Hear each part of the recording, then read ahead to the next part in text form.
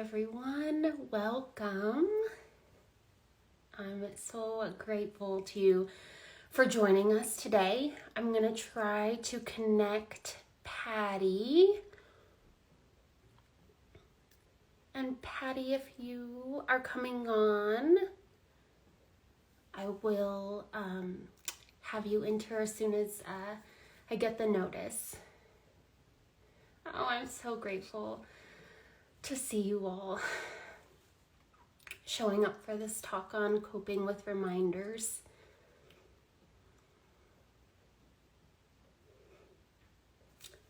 Perfect. Let's see. And Patty, I see that you entered the room. Just request to join.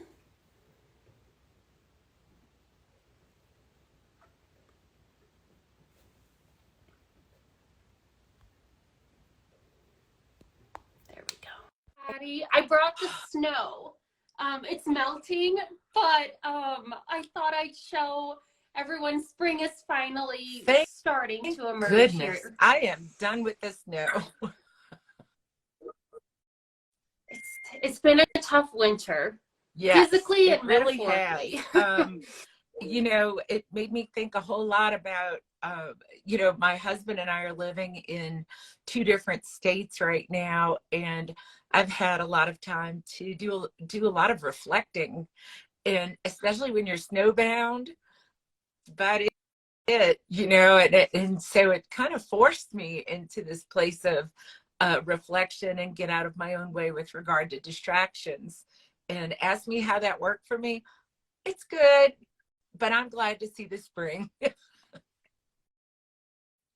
No, and I think, coping with reminders and spring and things coming back to life in nature, this is such a poignant topic after our companion animals pass, and the kind of the reminders, the grief reminders that can come up are what we're going to discuss today. So I think this matches where we are seasonally as well. So I'm so glad we're doing this. I think that folks, we just got some unsettling news in the animal welfare world of another person who has succumbed to depression, and it's I tell you what, the more we can help each other and reach out to one another and offer these opportunities to lift one another, all the better. Absolutely. And I obviously saw that as well. I know we wish her followers and her family nothing but strength and courage, and the fact that she lived such an incredible, remarkable life, saving lives. Exactly. Absolutely. Well, let's jump Patty, should we jump into the topic of, okay. So let's start off with, each new life milestone, new year, birthdays, anniversaries, adoption days, these can be bittersweet at best, and they can really leave us feeling stuck or guilty or even confused about moving forward. And I put moving forward in quotes because we'll get into that. I don't think you and I have said this. I don't think we ever move on. And moving forward is not moving on. And if we're having difficulty, we can really look at the way that we're thinking about our pets passing. And maybe we'll start there.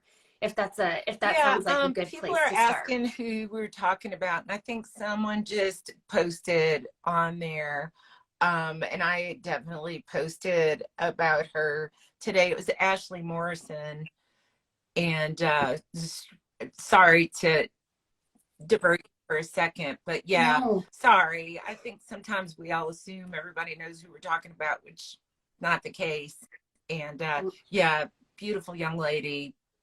What was she called? The oldest cat lady, right? Cat, yeah. And that's I think in the animal world, exactly like you said, we always assume we're also involved in each other's lives and follow each other's works, and we need to say their names out loud to remember her and honor her. Yeah. So diving in, then, if we're having a difficult time moving forward in our lives after the loss of our beloved animals, one thing we can do is to reframe our expectations about what that actually means to move forward. And my training is in cognitive behavioral therapy, CBT, for those of you who are familiar, which is an evidence-based psychological treatment. Really, the model is that our thoughts, our feelings, and our behaviors are connected. So breaking that down, what we think affects how we feel and how we behave. How we feel affects what we think and how we behave, and how we behave affects what we think and feel. And it's called cognitive behavioral therapy because by shifting the way that we think, our cognition's fancy word for thinking, and by changing our behaviors, our feelings are likely going to start to improve. And, I want to start with our thoughts, because it is possible to improve our mood by reframing the thought patterns that get us stuck in the heartbreak and the loss and the loneliness and the devastation that is associated, that comes with the loss of our animals. And this is because the emotions that cause us the most suffering in life often stem from beliefs that either aren't entirely true or they're just not true at all. And what we tell ourselves has such a substantial effect on both our healing and on our grieving process. So something I hear a lot, and Patty, please jump in with the thoughts, maybe the sticky thoughts that you hear, is, we tell ourselves, oh, I don't want to celebrate my birthday this year because they're not here to be with me, and I don't want to grow older without them. Or a lot of times this comes up around the new year. I don't want it to be 2023 because this will be a year that they'll never live in. And if we're telling ourselves those kinds of thoughts, we're really going to stay stuck in our grief. But if sorry, oh, please, yeah. Before please, we go Patty. too far, I want to ask you, as the CBT, when we have a traumatic event, it happens that we replay over and over and over a scenario that at the time in our grief may not be exactly the reality of the situation at that time, because our emotions take over. And it's my understanding that we can actually dig a groove in our brain to create a reality that actually isn't all completely real. Some of the shoulda couldas and the guilt, that horrifying guilt of what I should have known, what I should have done, all the shouldas and the couldas. But when we take that moment to step back and try it, give it our best try at reframing, we can bring in a lot of the, not only reality, but forgiveness for ourselves, where we can say, wait a minute, That's it. Now, what would I tell my very best friend? Like, let's look at your state of mind at the time, and let's look at the information you had. And I'm really a fan of reframing, and I don't know the most efficient way of doing it, if there is one, but that aspect of the groove can actually create such a deep pattern for ourselves that it really gets harder and harder to dig out. Oh, you're so exactly right. And I loved that you said, what will we tell our loved one, or what will we tell our closest friend? Because could have, should have, I should have been there. I should have had more finances to be able to give to this case, or I should have known better. I shouldn't have opened the door that day. I mean, it's the whole myriad. And how we can start with the reframe is to come up with a more gentle, more balanced thought. So for example, we might tell ourselves, they may not be here physically, however, they're forever in my heart. Or Nothing can ever take away the memories that we made together. The key to this being effective is that the thought has to resonate with you. So you have to believe it. And it's okay to Yeah. start really small with this. I mean, we're talking about changing thought patterns. You know, it might be, we might start with, you know, I was a really good dog mom the day I did fill in the blank. Or my cat felt loved when I did this for him. And by doing little thoughts like that, they are gonna add up into the So what larger do you patterns. You're think is exactly like right. your first step towards reframing? How how do you go I think about that?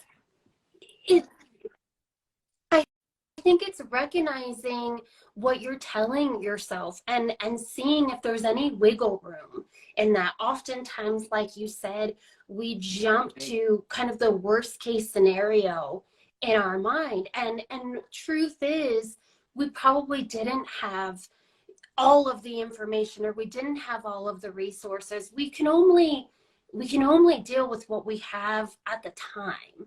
Like, for example, one that comes up so often is that, gosh, my pet passed at home, alone while I was at work. Okay, well, we have to go to work. Most of us have to go to work so that we can afford, to take care of our animals. We just have to base these thoughts more, in reality. We really beat ourselves up and berate ourselves because I think, in a lot of cases, that's easier for us to deal with than it is, at least at the beginning, to accept the reality that they've passed. And Uh, we're horribly cruel to ourselves. So I would be more than we would slapped ever be down to a if I loved one, talked to a right? friend the way I talk to myself sometimes. I mean, seriously, like I mean, I wonder why I even talk to myself sometimes. Like, I'm going to stop talking to you because you're just not being nice. You know, I mean, because I guess it's because we feel bad. We feel like we deserve to feel bad, and we really don't, you know? but that's it. I think if we asked ourselves the honest questions, we would see that we truly did the best that we could, and we'd have more compassion for ourselves. And then the next question I'd have you ask, or the next thing that we can do, is there anything that I did that I can be proud of? You know, we tend to focus exclusively on the darkest, the saddest, the loneliest aspects of our pets passing. But there were also times that we were incredibly kind and incredibly giving. And I'd want you to pay attention to those moments as Well, well. And tell we me this never about the do. brain, because I really find this fascinating. And to me, and I don't know about the rest of you guys on the call, but I bet you are the same. Once you understand how the mechanism works, sometimes that's a lead in to helping solve for some of these grooves that we get into. And I noticed you know, I had a cat for 22 years. When he passed, I focused on the last 3 hours over and over and over.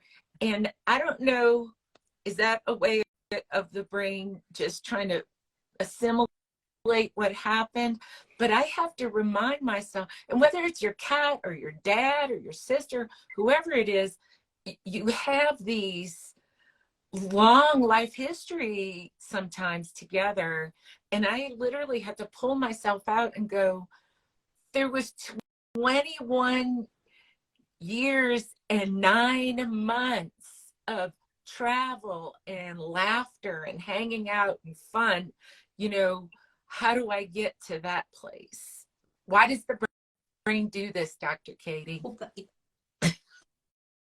Because the brain's job is to make sense of what's going on around us. And often in grief, there's no making sense of it.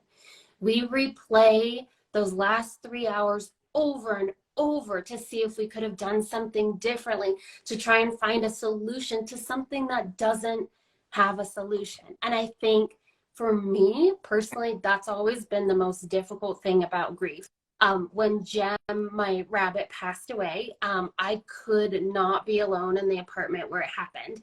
So I went home to my parents' house, and I did not know what to do with myself. And I asked my mom, who unfortunately has been through a lot of human grief in her life. I said, "What do I do? I don't know what to do with myself. I'm such a fixer."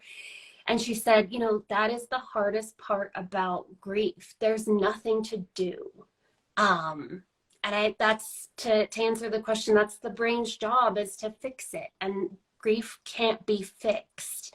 Try to We think live too through it. in vignettes, And like little yeah. films, to try and pull myself forward, not out of it, not to forget, but just to get that forward motion going. I'll bring up just little movie clips in my mind of times where O'Malley, the alley cat, my man, where he scared the crap out of me, or where he was just this force that people literally would go, "This is a cat dog," or whatever it is. We can't figure it out, because he was just such a big personality. But when you have these big personalities in your life, there is a hole, there's a void that never greet you. Completely. And that if we don't validate anything else on this call except this, it's like, if you're feeling like you're not moving forward, or that you're stuck, or something's wrong with you. I get that question constantly. Is this normal? Something's wrong with me. Grief doesn't end because love doesn't end. We figure out ways to cope with it. And you brought up something so important, remembering the kind of the moments that make you smile. And I say sometimes Right. they're bittersweet at best. But if you find yourself really, I'll throw out an example, fear that you're going to forget these special memories, the ones you were just talking about. One example of a reframe is to remind yourself of all the memories that you were able to make, and the effort that you put in to making those. Side note, you won't forget the memories, I promise you. And if you want, write them down. But it's just little reframes like that. And it does take work at the beginning, but then it will become more natural. You could dig your own new grooves, right? That's exactly, and your brain will start going there into the new grooves versus the old ones that really were the dark, kind of the ones where we beat ourselves up and we're searching for answers that just aren't there in grief. So I was There's thinking no about grief. something I read just recently, and it's just two little words, and it's for now. I feel this way for now. This does not mean I'm going to feel this way forever. And that's in a Buddhist sensibility, right? That's all good, all not so good, things that cause us distress, but things that cause us elation and harmony. It's all for now. It's all right now. Mm-hmm. And I think one of the things, just thinking of that dear sweet girl, if we can only embrace the for now, I'm not going to feel this way forever. So when you get trapped in one of those grooves, to remind yourself it's for now. Exactly. And Patty, I think you brought up the perfect kind of next step. Once we've done the reframing, we can start to hone in on our behaviors. And, when we're deep in our grief, when we're mourning, when we're feeling stuck, there's often an inclination to engage in behaviors that feel really comforting or protective in the moment, but in the long run, don't do us. Yeah. Chocolate. Or you take the Cheetos, I'll take the chocolate.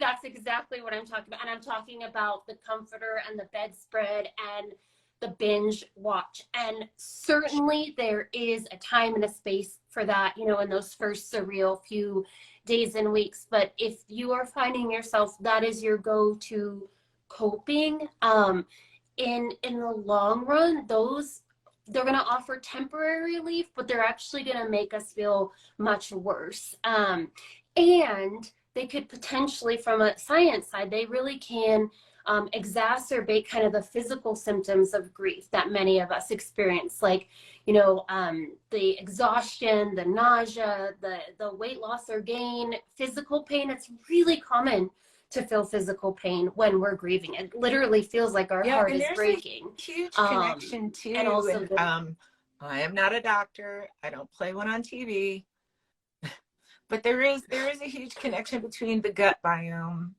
and depression. And when you, as we all do, sit down with the ice cream and the 10, 12 episodes of whatever it is, you you're not doing yourself a whole lot of favors. Yes, there's a time and place for it, and do it. I'm a huge proponent of wallow hard, but recognize that you're wallowing, and that there's a point where you get up and you do something very forward motion oriented. Could be a walk, could be throwing a ball, could be anything that pulls you forward. Well, I think this is a great time to start talking about those coping skills. And, because no two humans grieve the same way, we should offer several suggestions on how to navigate life after the loss of our pets. And, this talk is on coping with reminders and knowing that we are going to experience reminders, whether they're inevitable, like a visit to their grave, or going to the dog park that they loved, or even, gosh, I hear this one all the time, walking down the pet Yes. food aisle at the Or grocery you can store. have a burst, right? Like you can be cleaning out a shelf and a photo falls out. And boom, you are That's slapped right there out of the blue with a reminder, and it'll grab you. totally. And I want to validate that 1,000%. Some days we might feel so strong, and really capable. And then the next day, that same reminder is going to knock us flat. And there's no, just knowing that grief is so unpredictable can be Now, are really there some helpful. like somatic Absolutely. things you can do? Say you're in the pet food aisle, you know that you've got to kind of grab yourself a little bit. You're going to be getting in a car and driving. Like, are there some somatic things you can do? Absolutely. So I love, let's say we are in that pet food aisle and we get that immediate overwhelm. Something that can be really helpful is a skill called grounding. And that is just to try to be as present in the moment as possible. There's a couple different skills that we can do right away. So the first is to, I wear this necklace, and I kind of touching it or grabbing it really helps remind me, and bring me back into the physical presence. It's a physical sensation. Another one that's helpful is to name 5 things that you can see, 4 Oh, things that you can hear, interesting. just anything that, oh yeah, that's a really great one. 3 things that you can touch. I mean, honestly, go over and touch something really tangible, anything that brings you back to that moment. Maybe take some really deep breaths, plant your feet onto the ground, hold on to that cart. Anything that draws you back into the physical You environment can be One helps incredibly me a helpful. lot is Um, I will do the 4-4-4. So in through my hmm, nose, because we know when we absolutely. take air in through our nose, we are kind of pinging that parasympathetic aspect of our brain, right? And you take in those 4 breaths, you hold them for 4 seconds, and you release them for 4 seconds. So it's a count of 4. 4 in, 4 hold, 4 out. I Love that. find that really grounding as well. I also love the touching anything, a little stone in your pocket, you know? Exactly. Nope. And no one has to know that you're doing it. And most people don't know when you breathe in, your heart rate actually goes a little bit faster.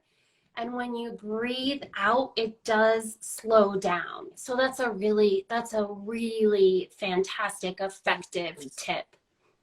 Um, Another activity with the physical, if let's say this one's really good for if there's a day coming up that you know is just gonna be tough. It's their adoption day, it's their birthday, it's your birthday. I like to recommend planning an activity that's gonna take all your attention and all your senses. And the reason for that is that it engages you fully, and you can't it gives you some emotional space. This can be an art class, a cooking class, horseback riding. I'm preaching to Don't the get me equine started. lady right here. Yeah. It can be something that you love, that you know you love, or that you've always wanted to try. So that's a really good, I call these the real practical, the real sense engaging You know what activities. Absolutely. another thing that I think about with this too, if you don't mind me adding, is Oh, the altruism aspect to this. yes. So we know, research has told us time and time again that when we do something for others, yes, they benefit, but we actually might benefit more. And then this can be anything that makes you feel really good. Yesterday, I posted on here, we're moving, and I have all these sheets and towels, and we went and dropped Bear and Nice. I went and dropped them off at the local shelter. Have coffee delivered for a friend that is struggling, or leave a plant or a note, or just send a text. I think sometimes they can be intimidating, like this has to be some grand gesture. And I mean, what it's Oh like to get a text out of the blue, just thinking of you, no need to respond, or a card. These can I cost little donated to no bags of money. food and with my And animal's name on them, like that's Cooper sends this, exactly. he sends his love with this for all the dogs who need to eat, or just anything that, like, when you're talking about being in that aisle at the pet store, I tend to turn my focus on, like, ooh, what could I get today, and just drop it off. Even, it doesn't have to be at the shelter, it could be your friend, it could be, I like showing up at friends' houses with something for their pets. It's just something that brings you out from yourself. It's another forward thing, isn't it? Exactly. And I think it's an opportunity for kindness. One that got shared with me recently that was never on my radar, but that I love is, bring donuts to your local shelter staff, or your vet. You know, things like that really offer an opportunity for a little kindness to sink in to your day. And I think when we're grieving, and we're really suffering, we're so inward focused, that even the tiniest gestures of kindness can Well, just I'll just bring sit so in our much cat joy area here to at the day. Best Friends sometimes, in our little adoption hub. And I'm like, the minute you sit down, they glom you. And I was like, let me tell you kids a story about O'Malley the alley cat. He once lived here, and let me tell you about his life. And it was just kind of fun. I mean, might be a little crazy. I don't care. It's not crazy. Let's just normalize that it's not Exactly. crazy. And I think when we hear about people doing Yeah, it, she's it's talking to the that cats. too, thank goodness. But Like, I yeah, love it no, come because on. I'm engaging with them, Totally. I'm talking to them, but I'm also bringing up some memories. And, it's really funny because you're watching their little eyes, and they're like,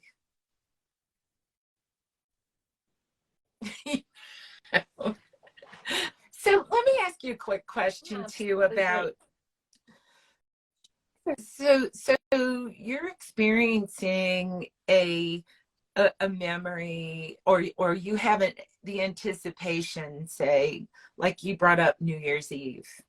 Okay. Yes. And you've now been asked to go to a friend's house and you're just not feeling it, but you also feel guilty because you want to be at your friend's house, but you're not up to it. How do you navigate all of that? Totally. And a little note on New Year's Eve, it is recognized in our society as the holiday of, a fresh start, wipe the slate clean, new beginning, a chance to recreate ourselves.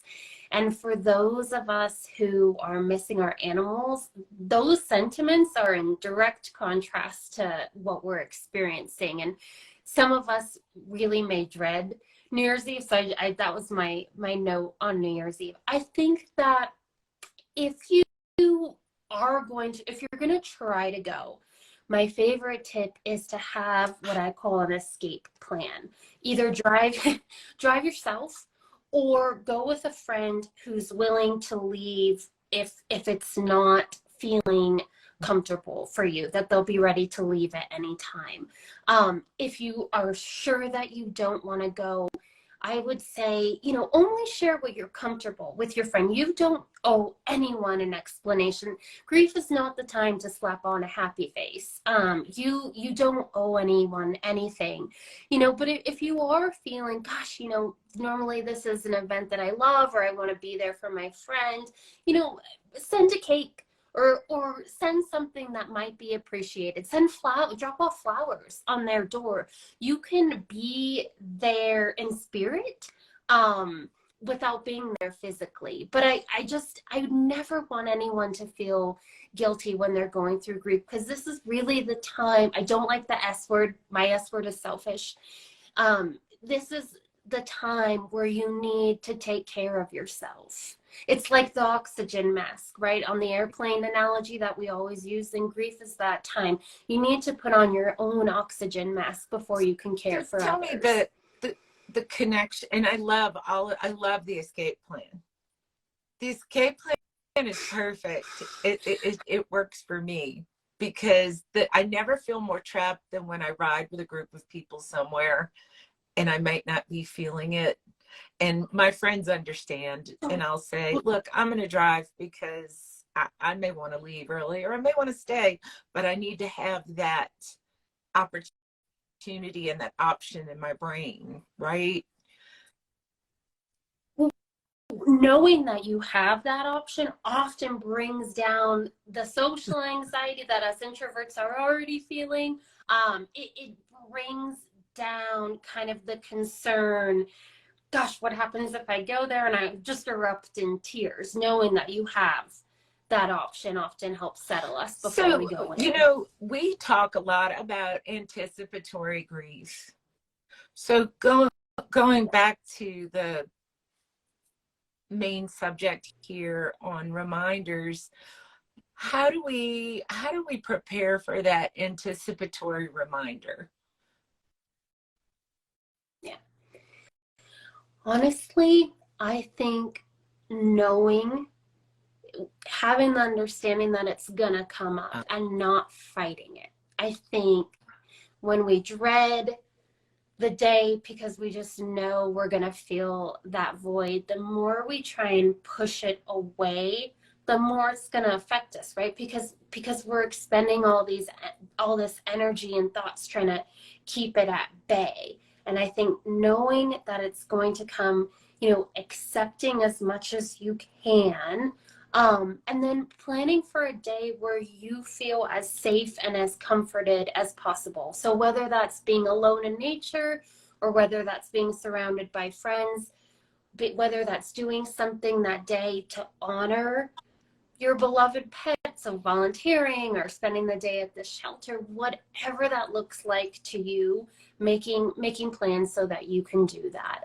But I always say, what's on the inside, meaning the emotions that get stuffed down, they're gonna find a way out, always. And so doing something that you love, being around people that you love, honoring your animal is kind of the healthiest way I to love cope with that that. because I think Absolutely. that these reminders fall into so many different categories. You know, there's the sudden reminder, there's the anniversaries, there's the holidays, and then there are some things that you can control. You know, you can control, uh, say, I don't know, one of the things that comes to mind for me is I know that the anniversary of is coming up every year, January 16th. I plan in, you know, early January for a tree that I'm going to plant in the spring. And so every year there's this new tree, right? And so now I look back and there's years and years of trees. So I'm surrounding myself with living things that are living reminders, that are positive things that I just help propel myself forward, you know, because I know that that day is going to come, and January 16th is going to be gloomy. It's going to be probably cold. It's going to remind me of all that sensory recall around that event, which, you know, a lot of times we don't take into account how much our senses take in. What was I wearing? What was the music that was playing? All those things we put away like little squirrels with nuts in the tree, right? Well, that's another function of the brain. The brain stores all of that, and we know that smell. You know, it's the smell of our pets, their paws. That's the real popular one that comes up on the reminder days. You know, the sweatshirt that I was wearing when I was holding Jim that last day. And I love what you said about life, like the planting of the tree or the planting of the flower, you know, making a garden stone, spending time that day. And caveat, you are allowed to change plans. Let's say you plan out January 16th, you plan it out and you wake up and you feel like totally doing something different. That is Yes. 100% allowed. We will write you your permission slip. I think 100%. there's a lot Yes. to be said too for writing things down. You know, I love that idea of a permission slip, you know, to even write, Patty has permission today to do something completely different, to, you know, it's okay. You know, this is a question I have for you, that I just popped into my head, and they're gone all year long. What is it about that day? Because it's Tuesday or Wednesday or whatever day it is. They're gone 24/7 now. What is it about that day that really piques us hard? Oh, that's such an outstanding question, Patty. It's because that day 1 month ago, that day 1 year ago, that day a decade ago, you were together, and we long for that day. And I think what makes anniversaries so hard is just like, you know, we were together on this holiday last year, and I'd rather be there with them. I want to relive those memories that we made that day versus, you know, being on my own without them on this holiday. We want to go back to that time, and our memory, that's where our memories kick in, and they are so strong, and we can feel this sense of reliving them. But on the anniversary, it feels tangible because on this day we were together. I'm certain of it. That's what makes those special days so hard, because it's not just a random Tuesday. If it's their birthday, it's their birthday. It was the center of our lives that day. That is so So that's beautiful. why those Like days are. really, really beautiful. Thank you. I, Of I'm a course. little choked up because my mind is always grappling with that. Like, it's a freaking Tuesday, you know, or like, why are you so funky?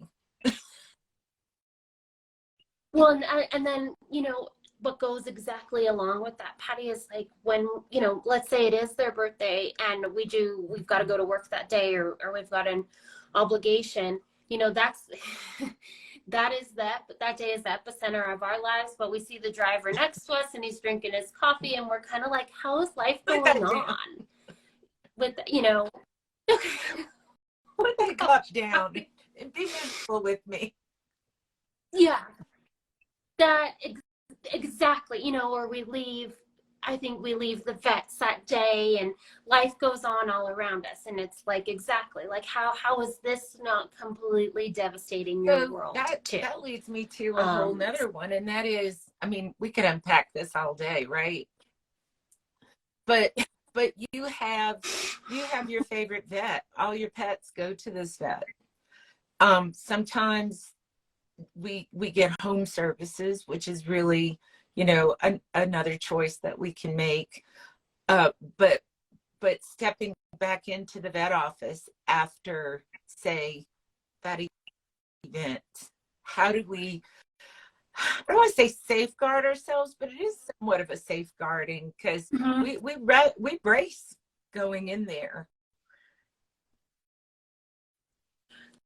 Totally. And I will share that Jem died at the vet. I did not know it was going to be the last time that I saw him. And uh, every time I go back to the vet, and I adore our vet, something comes up because this was the last place I ever saw him alive. And so I want to validate that 1,000,000,000% that, if those emotions, if you're feeling anxious or whatever you're feeling, I want to validate that completely. Let's normalize that.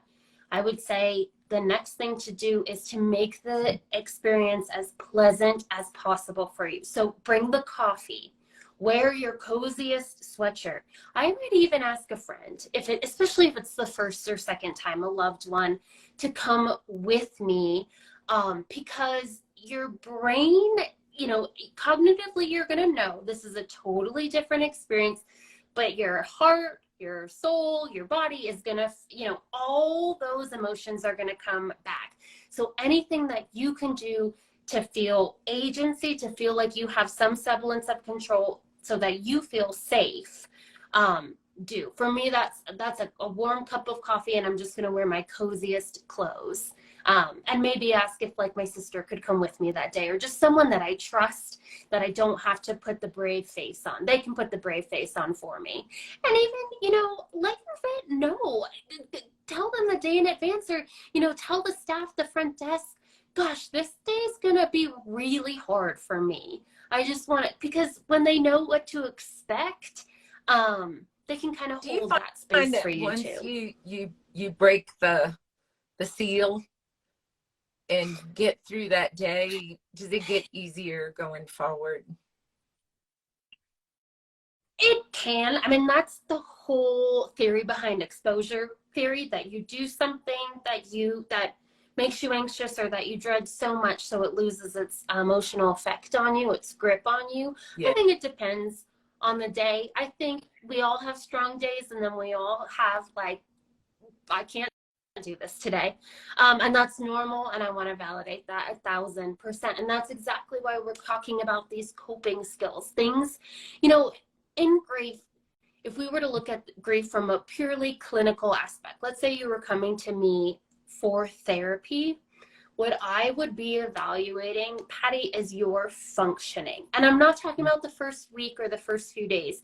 I'm talking, a couple months, a year down the line. Patty, are you able to go to work? Are you able to care for the people in your life? How's your hygiene? Those are the things we would be evaluating, the functioning. And so these coping skills are supposed to help us function. It's always going to hurt. I want to clarify, like, people think, oh gosh, am I healing? The pain is going away. The pain's not going to go away, because the love is never going to go away. It's just like, how do we get through the day in a way where we can get into bed at night, or we can look ourselves in the mirror when we're washing our face and say, I'm proud of how I was able to show up today. That is, that to me is like the big checklist for me. It's, I remember being hit with devastating grief not too long ago. And it was like, I literally had to make myself a checklist of, I have to bathe once a day. I have to make my bed. Like, really simplistic list of basic daily activities, nothing extraordinary at all. I had to eat one good thing for myself that day, and when we go into that space of grief, it really does feel like you've fallen into the bottom of a pit. It wipes away all the noise. I'll use another, it wipes away all the nonsense. And oftentimes that is for the first few days and weeks, eating healthy, trying to get some rest, going for a walk, the really basic things. It's one foot in front of the other. It's 5 seconds at a time. And I think about it as rungs in a ladder coming out of the pit, right? That's how I make a visual picture of one rung is 15 minutes of sunshine. Like you just, like, really and truly the most basic of all things, but to slowly climb out of that pit, it's, yeah. But, we're talking about simple things, and I've never thought about it like this until you said it. Are they simple things, or are they most important things? I mean, look at how our animals lived. They're present in the moment. They just want to be with us. They love treats. They love a nap in the sun. The simple things are often the best things, and that is why we love them so much. So let's give ourselves maybe a little bit more credit and compassion for the simplest of things, because they're the most important things. True. I mean, our society is so absolutely the worst. Like, girl, get up and go take a shower. And it is maybe seemingly simple, but it's not. It's not. I totally agree.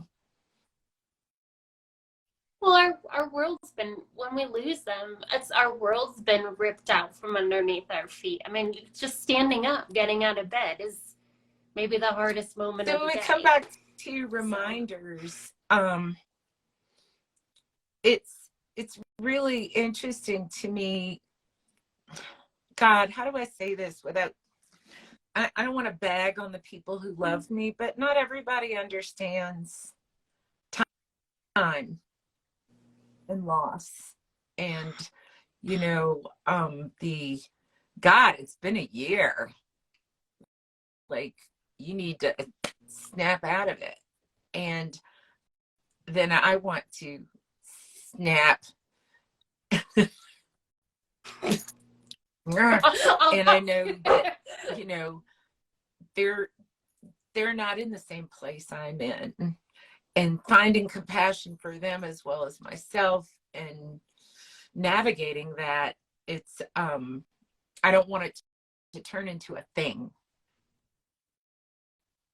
Totally. And I think, talking about reframes, maybe we'll stay on the theme. I think it's helpful to remember that our loved ones are coming from a place to try to cheer us up and make us feel better. And this is actually the perfect kind of bringing this whole talk together. We talked about cognitive behavioral therapy, the ways we can reframe our thinking and the ways we can change our behavior to lift our emotions. And the reason that it's called cognitive behavioral therapy is because that's where we intervene, the thoughts and the behaviors. We never intervene on the emotions, because emotions are valid. How I'm feeling is valid. And so that's why it doesn't work when we say, you know what, I'm gonna try and feel better today. I'm gonna try and feel happy. Or when our loved ones with all their good intentions, say, I'm here to cheer you up. That's just not how it works from a scientific perspective. Absolutely. That's it. I have to drive back to that compassion point for them and for myself. And they want to see us. They want to see us how they saw us when our pet was here. And the best, if we find ourselves in that position the best thing that we can do is let others know that we're there for them. Invite them to share about their pet. Let's go out for coffee, and the theme of the coffee or the theme of the dinner is your animal, and let's share all the memories of them that we love. Yeah. Oh, I love the theme coffee or the theme dates, with your partner or your girlfriend. And I think when we know that that is planned on a monthly basis, or whenever we see each other, it just brings so much peace and comfort knowing that that's coming up. I'm going to get to talk about my pet, and I'm looking forward to that. Katie, Totally. do we want to ask anybody if there's something we didn't cover? I feel pretty full, but and we're going to be doing this. No, I don't think we've shared yet, Patty. We're going to be doing this on a consistent monthly basis, and then you and I are also going to be doing a presentation at the Best Friends Conference. I am so summer. thrilled to be presenting with you. This just, gosh, this is just things to my heart. Any way that we can help people through this particular passage in their lives, I just, and I think about all you lovely people on this broadcast, and also people on the front lines, and our vets and our vet techs and humane society workers and all the animal lovers. To me, those are all the people who have learned new languages, new ways of expressing themselves and relating to another living being. I mean, how lucky are you? How lucky to have that relationship, it just fills me up. No, that's it exactly. And I think by having these conversations and naming what we name here, these are tough conversations. It took us, we haven't had one of these in the new year so far. Gosh, how was it, April? But it takes a few minutes. This is it's a sensitive, vulnerable topic. It definitely took me a few minutes to warm up today. We try and balance. You and I have always made such an effort with these talks to balance the clinical with the heart. And that's tough. That's not, that's tough work. But most of the time, if we find that we can create the safe space to discuss this, we do get going, and it starts to resonate. So I love that. I just wanted to name and that too. I think it's a great marriage to me between the the clinical aspects. How does the mind work, but not taking away the magic in the heart, because the magic in the heart is there. And there are several people here who would love to reach out to us. You can reach out to me anytime. Patty, Patty, at bestfriends.org. And Dr. Katie, you can DM me, and then I'll give you my work email, because my day job does overlap with this so much. I am the director of the Veterinary Mental Health Initiative, which offers free support services for vet and shelter staff. And that's K, and then my last name, Lawlor, KLAWLOR, at Shanti.org. Absolutely. And Patty will do this soon. Again, we'll post this. I'll make us both the collaborators, so it'll be on both of our accounts. And please leave your comments and questions for next time. And I think our hope is just to make this a really warm, ongoing, safe dialogue. Thank you as always for all your wonderful love and expertise, Dr. Katie. Oh, Patty, ditto. This is our hearts, both of us. So absolutely. Okay. Talk to you very soon. Y'all take care. Okay.